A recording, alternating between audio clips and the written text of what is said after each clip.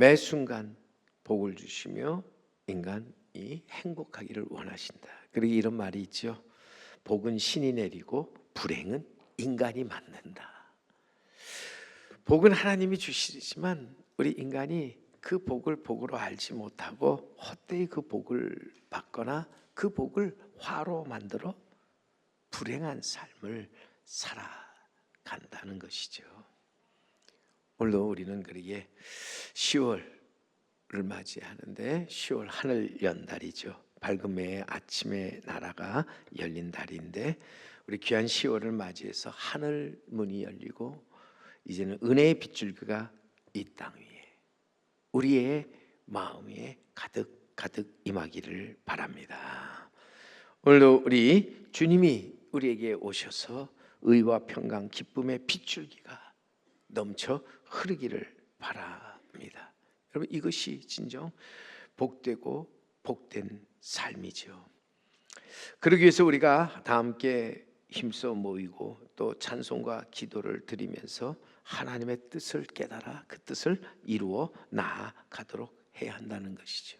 올해 우리 교회가 표어로서 주여 치유하게 하소서라는 주제로 모이자, 드리자, 이루자를 이렇게 우리가 실천의 사항으로 삼으면서 나왔는데, 하나님이 기뻐하시는 교회, 정말 모이기를 힘쓰고 드리기를 힘쓰며 또한 거기서 하나님의 뜻을 이루기를 힘쓰는 교회인 줄 믿습니다. 오늘 우리 교회가 76주년을 맞이하면서 다시 한번 이 땅의 빛과 소망이 되는 교회가 되도록 우리는 주님 앞에 나와 함께 무릎을 꿇고 기도하며 두 손 높이 들고 찬양하면서 긍휼과 인자하심이 한량없으신 하나님께 예배하는 공동체가 되어야 할 줄로 믿습니다. 뿐만 아니라 많은 사람을 이제는 구원에 이르게 하는 구원의 공동체가 우리가 되어야 할 줄로 믿습니다. 오늘 한국교회가 큰 위기를 직면하고 있는데 코로나 이후 침체된 예배 현장, 미래의 교회를 이끌어 나아갈 다음 세대들의 그 수적 감소 현상, 정치 이데올로기에 따른 좌우 대립과 갈등의 양상, 세속주의 가치관과 물질주의로서 경제는 빈익빈 부익부를 더해 가고 있다.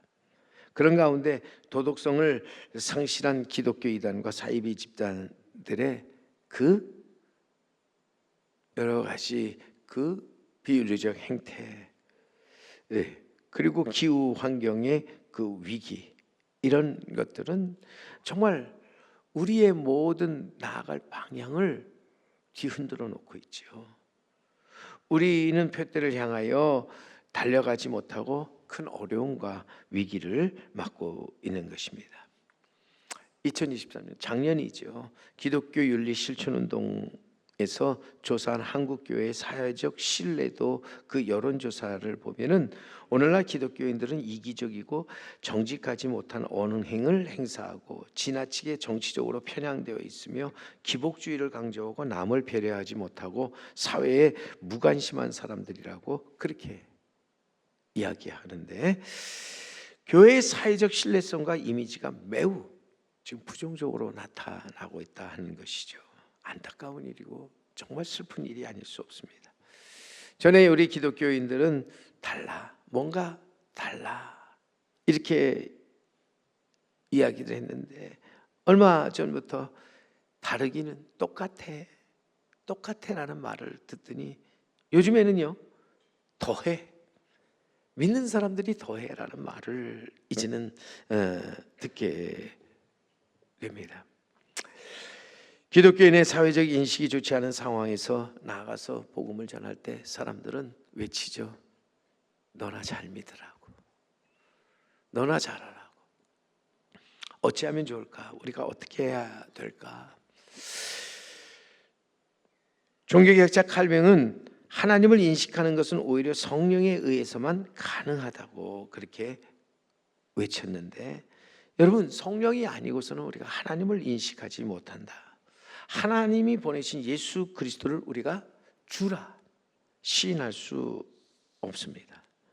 그리고 우리는 복음을 제대로 받아 그 복음 안에 거하지 못한다고 하는 거예요. 우리는 성령이 아니고서는 믿음의 회복과 부흥이 불가능하다 하는 것입니다. 보세요. 성령님은 십자가의 부활 사건 자체를 우리는 믿게 하는 능력이 있다. 그뿐 아니라 예수님이 이 땅에 오셔서 성자 하나님이신 것과 그분이 나의 주 나의 하나님이신 것을 믿게 하시는 능력이 있다 하는 것이죠. 우리는 주님이 값주고 세우신 교회를 회복하고 부흥하는 데 있어서 그러기에 성령의 능력이 함께 해야 한다 하는 것입니다. 보혜사 성령님은 사역의 도구가 아니라 모든 사역의 사실 주체로서 모든 것을 가능케 하시고 모든 것을 이루게 하시는 하나님이시다. 데살로니가 전서에서 1장 5절 성관절에 가보면 거기에 이는 우리 복음이 너희에게 말로만 이른 것이 아니라 또한 능력과 성령과 큰 확신으로 된 것이다. 복음이 복음되어지는데, 복음이 이 땅에 전파되어지는데 여러분 말로서만 전파되어지는 것이 아니라는 거예요. 그 전하는 말에 능력과 성령과 큰 확신으로 복음이 복음되어진다 하는 것이죠. 오늘도 여러분 우리를 구원하고 부활 영생 천국에 이르게 하는 복음을 나아가 담대히 전하면서 우리가 복음을 복음되게 하는 데 있어서 여러분 우리에게 가장 필요한 것은 능력과 성령 그리고 확신이라고 하는 것이죠. 이 능력과 성령 그리고 큰 확신 없이 우리는 담대히 나가서 복음을 전할 수 없고 아무것도 할 수 없는 거예요. 그리고 거기서 어떤 역사도 일어나지 않는다. 우리가 초대교회를 볼 때 하나님의 능력 위에 불같은 성령의 역사로 교인들이 큰 확신을 갖게 됩니다. 그리고 그 확신 속에서 일어나 담대하게 복음을 전할 때 거기에 놀라운 역사가 일어났습니다. 교회 사람들이 모이고 다 함께 찬송과 기도를 드리면서 섬김과 나눔의 공동체를 이루어 나아갔다고 하는 거죠. 그러면서 사람들은 더욱더 거기에 모여들기 시작했습니다. 베드로가 예수님의 부활의 복음을 증거하자 그의 복음을 듣던 사람 성령을 받고 그 마음에 찔림을 받아서 외치기를 형제들아 우리가 어찌할꼬. 자, 능력과 성령과 확신 속에서 전하는 그 외침 속에 뭐가 있다고 그랬어요? 찔림이 있는 거예요. 그래서 우리가 어찌할꼬. 오늘도 사실 한국 교회가 위기 속에 있는데도 나와 아무런 상관이 없다가 아니라 이 교회 위기 앞에서 내가 성령의 찔림을 받아 어찌하면 좋을까? 내가 어찌할꼬?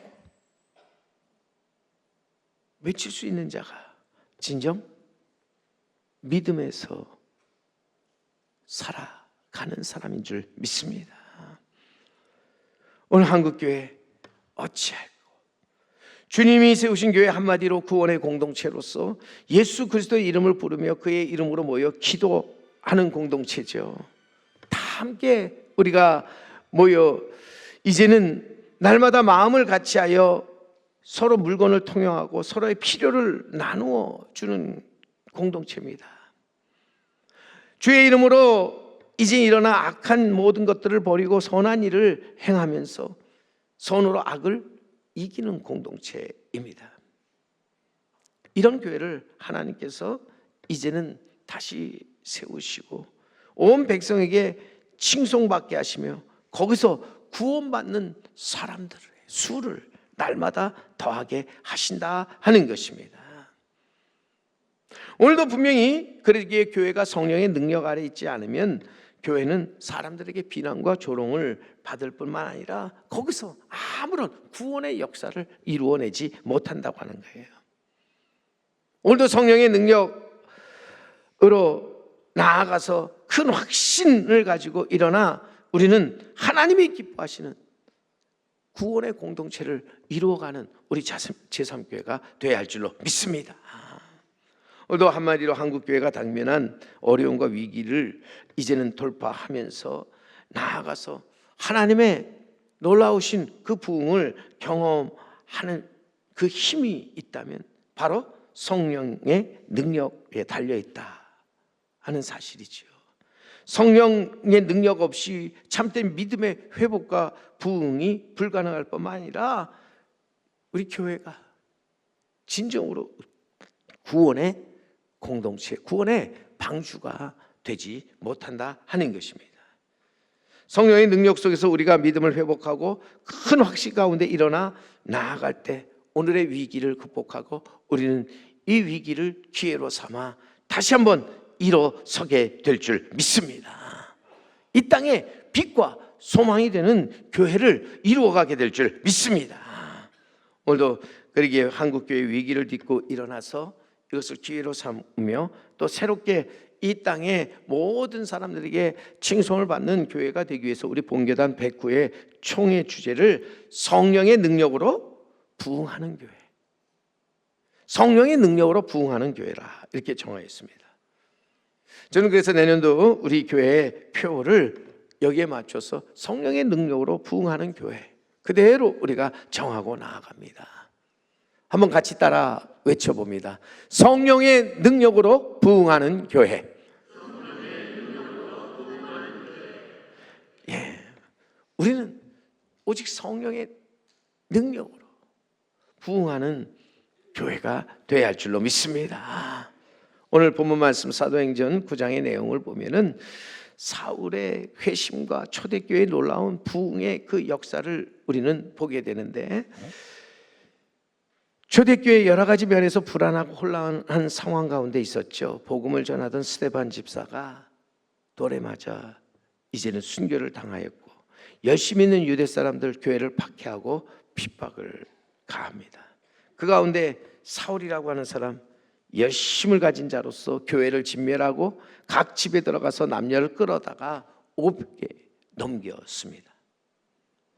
기독교에 대한 박해가 심해지면서 공포와 두려움으로 인해 많은 그리스도인들이 이제 여러 지역으로 흩어져 나가는데 놀라운 것은 흩어져 가서 그들은 그리스도인으로 살면서 복음을 전하는데 거기서 하나님의 능력과 성령과 큰 확신으로 놀라운 일들을 이루었다는 것이죠. 하나님의 구원의 역사를 계속 펼쳐 나아갔다고 하는 것입니다. 가장 여러분 사실 우리에게 있어서 놀라운 사건, 스데반의 죽음을 마땅히 여기고 교회를 잔멸하기 위해서 다메섹으로 가던 사울이 그 가던 도상에서 예수님을 만나서 변화된 거죠. 그는 그리스도인을 박해하고 잡아 죽이려고 다메섹으로 가다가 이제는 그리스도를 만난 후에 변화해서 담대하게 예수 그리스도를 전하는 선교사가 되었다. 사도가 되었다.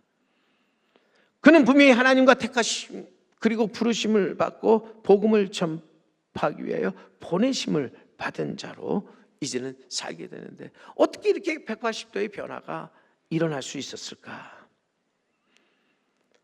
분명히 바울이 이제는 변해서 회당에 가서 예수가 하나님의 아들임을 전파할 때 그가 이렇게 이제는 복음을 전하는 것을 보고 사람들이 다 놀라서 외치죠. 오늘 사도행전 9장 21절 말씀 거기에 보면은 거기에 듣는 사람이 다 놀라 말하되 이 사람이 예루살렘에서 이 이름을 부르는 사람을 멸하려던 자가 아니냐.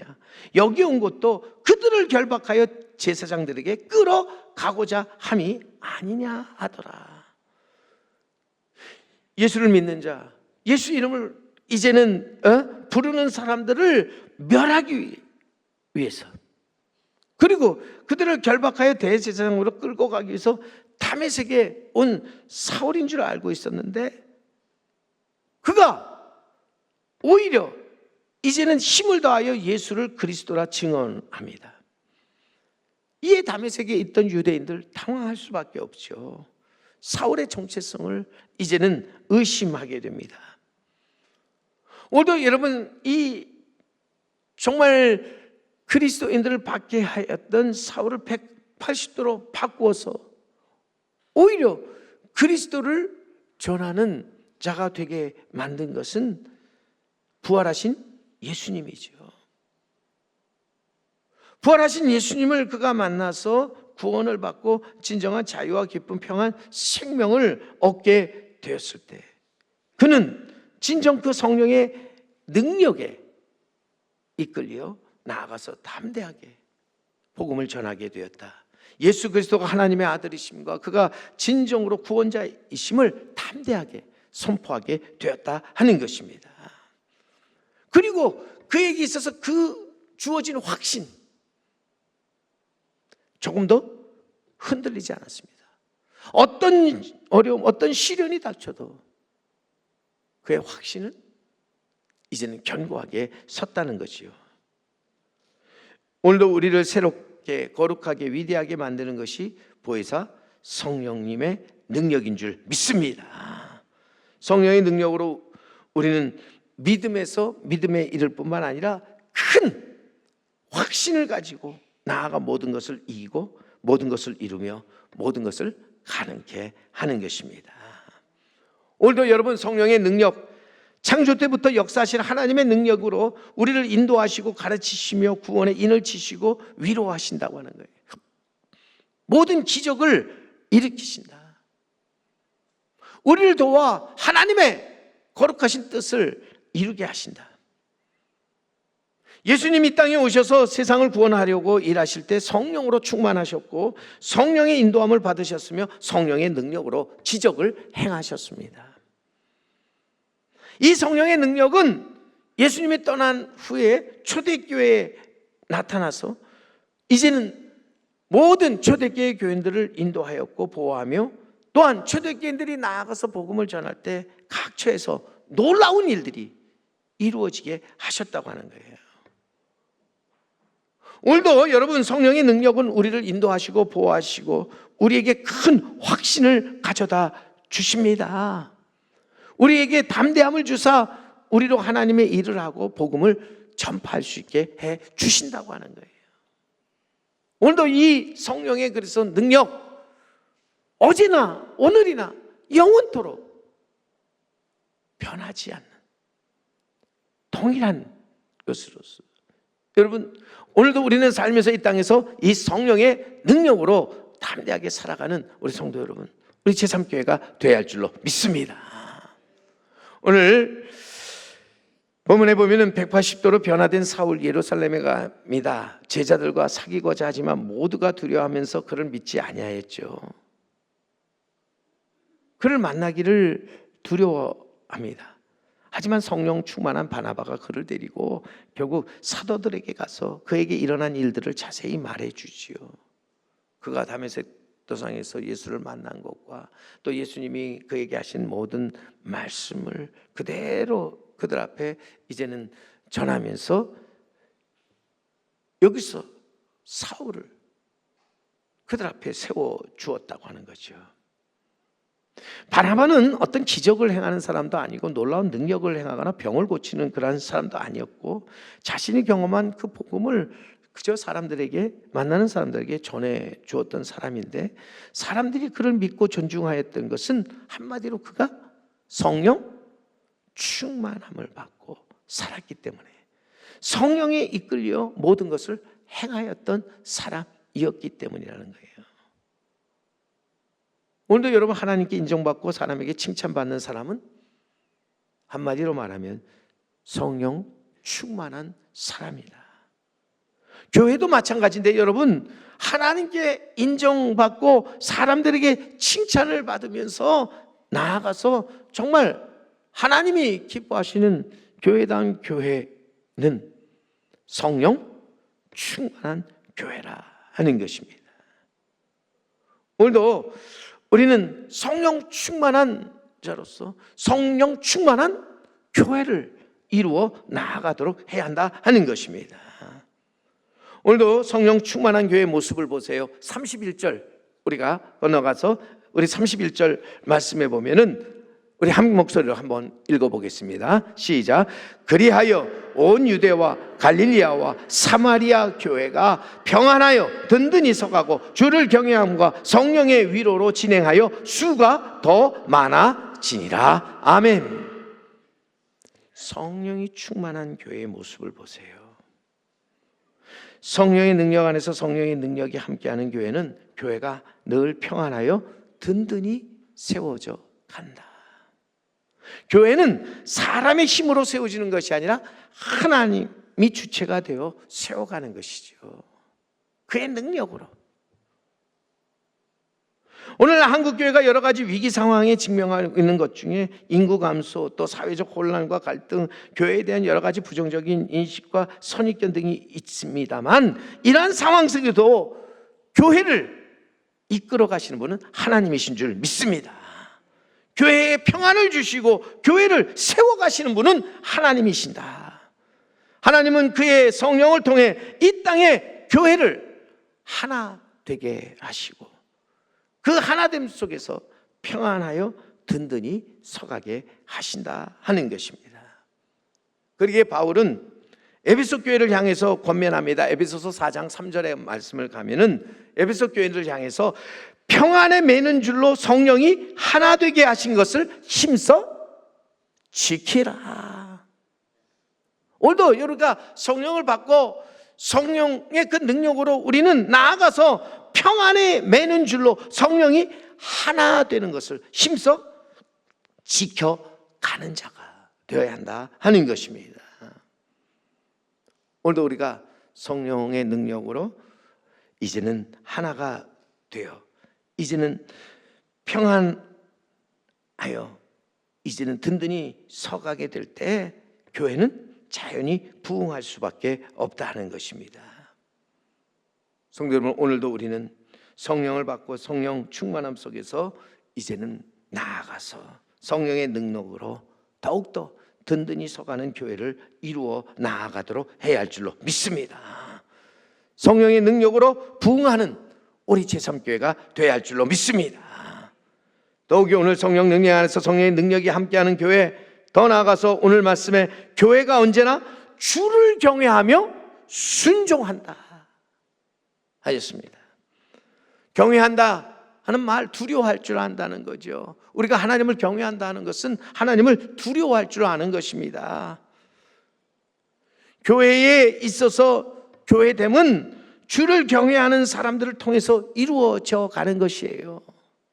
사람을 두려워하거나 세상을 두려워하는 것이 아니라 하나님을 두려워할 줄 아는 사람들에 의해서 교회는 교회 되어지는 줄 믿습니다. 근데 여러분, 우리가 믿노라 하면서 하나님을 경외할 줄 모르고 또 우리가 하나님을 경외한다 하면서 하나님께 순종하지 않는다고 하는 것은 이것은 진정한 믿음이 아니라는 거예요. 이것은 성령의 능력 아래 있는 사람이 아니라고 하는 거예요. 오늘도 성령의 능력으로 말미암아 살아가는 사람은 진정 하나님을 경외할 줄 알고 그래서 하나님을 두려워하는 가운데 하나님의 말씀을 듣고 그 말씀에 순종할 줄 아는 사람이라고 하는 거예요. 오늘도 성령의 능력 안에서 교회가 하나님을 경외하고 순종하므로 하나님의 뜻을 이 땅에 이루어 가도록 해야 한다. 우리 제3교회가 그런 교회가 되도록 해야 할 줄로 믿습니다. 자, 이렇게 성령으로 이제 일어나 나아가는 교회, 성령의 능력 안에서 성령의 능력이 함께하는 교회, 하나님이 친히 성령의 위로를 허락하여 주시고 또 나아가서 부흥케 하시는데 하나님이 교회의 주인이 되셔서 그 교회를 이제는 세워 그 교회를 무엇이 되게 합니까? 구원의 공동체, 구원의 방주가 되게 하신다 하는 것입니다. 그래서 오늘 말씀처럼 성령의 위로로 진행하여 수가 더 많아지게 하신다. 보혜사 성령 하나님, 교회가 핍박을 당하고 고난 안에 있을 때 그들 가까이 하사 위로해 주신다, 도와주신다. 그래서 다시 일어서게 하시고 다시 살아나게 하신다고 하는 것이죠. 이스라엘이 하나님을 경외하지 않고 순종하지 않으며 하나님을 떠나 범죄할 때에 결국 그들 바벨론에게 망하여 포로로 잡혀가 70년 포로 생활을 하지요. 그 상황에서 여호와의 영이 에스겔에게 이제는 나타나서 뼈가 가득한 골짜기 가운데로 에스겔을 인도하여 갔습니다. 거기서 사방을 지나면서 뼈가 심이 많은 것을 에스겔로 보게 하죠. 그 뼈들은 다 말라 있었습니다. 그래서 다 죽어 있었던 거죠. 그 뼈는 다름 아닌 이스라엘 온 족속을 상징하는 것인데, 하나님은 에스겔에게 이렇게 말씀합니다. 인자야, 이 뼈들이, 이 마른 뼈들이 능히 살 수 있겠느냐. 그때 에스겔은 하나님을 바라보면서 대답합니다. 주께서 하시나이다. 주께서 하시나이다. 이 뼈가 다시 살아날지, 이 뼈가 그대로 그냥 이 땅에서 멸하고 또 사라질지 주께서 아시고 주께서 행하시는 대로, 주님 말씀하시면 이 뼈들이 살아날 것이고, 주님이 허락지 아니하시면 이 뼈들은 그대로 있을 수밖에 없을 것이다. 보세요. 에스겔 37장 9절의 말씀에 가면 거기에 또 내게 이르시되, 하나님이 에스겔에게 이릅니다. 인자야, 너는 생기를 향하여 대언하라. 생기에게 대언하여 이르기를, 주 여호와께서 이같이 말씀하시기를, 생기야, 사방에서부터 와서 이 죽음을 당한 자들에게 불어서 살아나게 하라 하셨다 하라. 생기야, 사방에서부터 와서 이 죽음을 당한 자에게 불어 살아나게 하라.